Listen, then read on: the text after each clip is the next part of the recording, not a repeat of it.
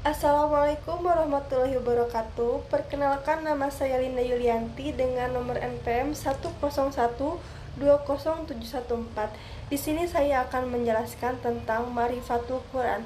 Video ini saya buat untuk memenuhi tugas ETS Pendidikan Agama 5. Yang pertama yaitu kalamullah. Kalamullah dalam istilah ilmu nahu adalah sesuatu yang di dalamnya berkumpul 4 perkara, yaitu yang pertama, lafaz atau ucapan, murokab atau tersusun, mufid atau memberi faidah, dan bil walid, yaitu dengan sebuah tujuan. Kalamullah adalah dua unsur kata dari lafaz kalam dan Allah. Firman Allah dalam bentuk wahyu yang disampaikan kepada para nabi dan rasulnya, yaitu melalui malaikat Jibril. Selanjutnya yaitu ada Ta'rifatul Quran. Mengenai Al-Quran, Ta'rifatul Quran adalah langkah awal kita untuk berinteraksi lebih jauh dengan Al-Quran. Al-Quran adalah kalamullah, firman Allah Ta'ala. Ia bukanlah kata-kata manusia, bukan pula kata-kata jin, syaiton, atau malaikat. Ia sama sekali bukan berasal dari pikiran makhluk, bukan syair, bukan sihir, bukan pula produk kontemplasi atau hasil pemikiran filsafat manusia. Kemudian kita akan membahas tentang sejarah Al-Quran. Al-Quran turun secara sekaligus dari Lauh Al-Mahfuz, yaitu tempat yang merupakan catatan tentang segala ketentuan dan kepastian Allah.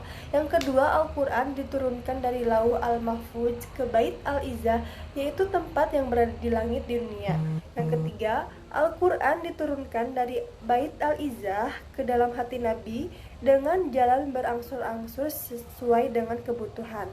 Waktu turun Al-Quran selama kurang lebih 23 tahun, atau tepatnya 22 tahun, 2 bulan, 22 hari.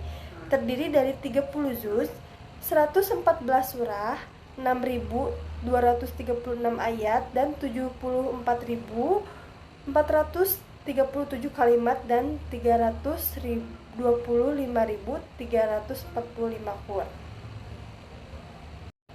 Jamu Al-Quran atau pengumpulan Al-Quran yaitu mempunyai dua pengertian. Yang pertama, al-hifju atau menghafal.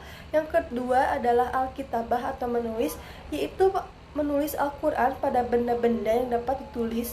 Proses penulisan Al-Quran yaitu rasmu Al-Quran terdiri dari beberapa masa, yaitu yang pertama, masa Nabi Muhammad SAW. Nabi menghafal dan mengangkat para penulis wahyu Allah Subhanahu wa Ta'ala.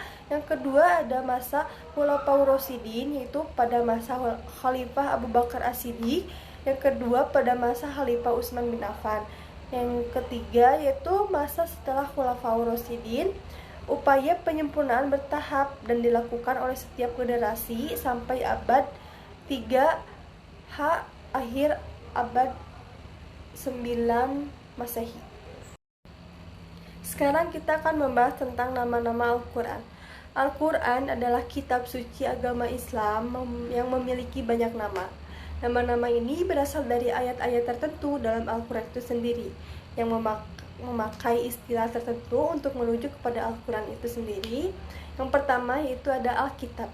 Al-Quran memiliki nama lain adalah Alkitab, yang artinya kitab-kitab Al-Quran ini tidak ada keraguan padanya, petunjuk bagi mereka yang bertakwa. Yang kedua ada Al-Huda. Al-Huda ini artinya petunjuk. Yang ketiga ada Al-Furqan, yaitu memiliki arti pembeda. Dan yang keempat ada Ar-Rahman. Nama lain Al-Quran yang perlu diketahui lainnya adalah Ar-Rahman. Nama ini memiliki arti rahmat. Yang selanjutnya adalah Ar-Ruh. Ar-Ruh memiliki arti ruh. As-Sisipa, nama lain Al-Quran adalah Sisipa yang berarti obat. Al-Haq artinya kebenaran. Al-Mauzair dan Al-Bayan. Al-Mauzah dan Al-Bayan memiliki arti nasihat dan penerangan. Az-Zikir, nama lain Al-Quran berarti pemberi peringatan. An-Nur yaitu cahaya. Al-Buhran adalah nama lain Al-Quran yang berarti bukti kebenaran. Dan Al-Busyra artinya memiliki berita gembira. Nama lain tersebut menjadi keistimewaan Al-Quran dan tertulis dalam Al-Quran itu sendiri. Selanjutnya tentang Asmaul Quran. Yang pertama ada fungsi Al-Quran, yaitu Al-Quran diturunkan Allah Subhanahu wa Ta'ala kepada Nabi Muhammad untuk disampaikan kepada umat manusia bagi kemaslahatan dan kepentingan mereka, khususnya umat mukminin yang percaya akan kebenarannya. Selanjutnya, Al-Quran sebagai petunjuk bagi manusia. Dengan mengikuti petunjuk Al-Quran, manusia akan mempunyai arah dan tujuan hidup yang jelas dan menjalani kehidupannya. Al-Quran sebagai peringatan dan pelajaran bagi manusia. Allah Subhanahu wa Ta'ala menjanjikan kebahagiaan di dunia, pahala di akhirat, dan diridhoinya. Sebaliknya, kepada mereka yang kafir, durhaka, mengancam dengan ancaman hukuman dan azab baik di dunia maupun di akhirat. Nauzubillahi min dzalik. Al-Quran pembenar kitab-kitab suci sebelumnya, yaitu Zabur, Taurat, dan Injil. Al-Quran sebagai pembimbing yang lurus, Al-Quran sebagai pengajaran, Al-Quran juga sebagai pelajaran dan penerangan, dan Al-Quran sebagai pedoman bagi manusia, petunjuk, dan bagi rahmat yang meyakinkannya. Yang selanjutnya yaitu Al-Quran sebagai petunjuk dan kabar gembira.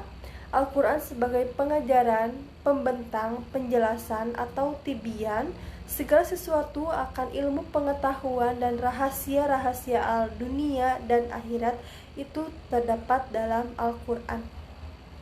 Al-Quran sebagai tali Allah yang harus diikat kuat dan digenggam teguh dalam hati dan kehidupan, khususnya bersama-sama agar tidak bercerai-berai. Al-Quran juga sebagai obat penawar bagi segala macam penyakit, baik penyakit rohani maupun jasmani. Sebagai pembanding atau pembeda antara yang hak dan batil, Al-Quran juga sebagai peringatan bagi orang-orang yang takut kepada Allah Subhanahu wa Ta'ala dan terhadap kepemimpinan Al-Quran. Dan Al-Quran juga sebagai mukjizat bagi Rasulullah SAW yang bertujuan untuk melemahkan musuh-musuh Allah dan Rasulnya yang meragukan kenabian dan kerasulannya. Dan Al-Quran juga sebagai bukti kebenaran Nabi Muhammad SAW dan bukti bahwa semua ayat-ayat benar dari Allah Subhanahu wa Ta'ala. Sebagai bukti kedua fungsinya yang terakhir, paling tidak ada beberapa aspek dalam Al-Quran itu sendiri, yaitu Al-Quran sebagai pengawas dan penjaga atas kitab-kitab samawi lainnya. Tidak hanya membenarkan masalah akidah, akan tetapi masalah syariat alamiah juga. Isi kandungannya yang sangat lengkap dan sempurna. Yang kedua ada keindahan bahasa dan ketelitian redaksinya. Dan yang terakhir ada kebenaran berita-berita goibnya dan al-surat isurat ilmiahnya. Sekian penjelasan tentang Ma'rifatul Quran dari saya. Terima kasih dan semoga video ini bermanfaat untuk kita semua. Terima kasih. Wassalamualaikum warahmatullahi wabarakatuh.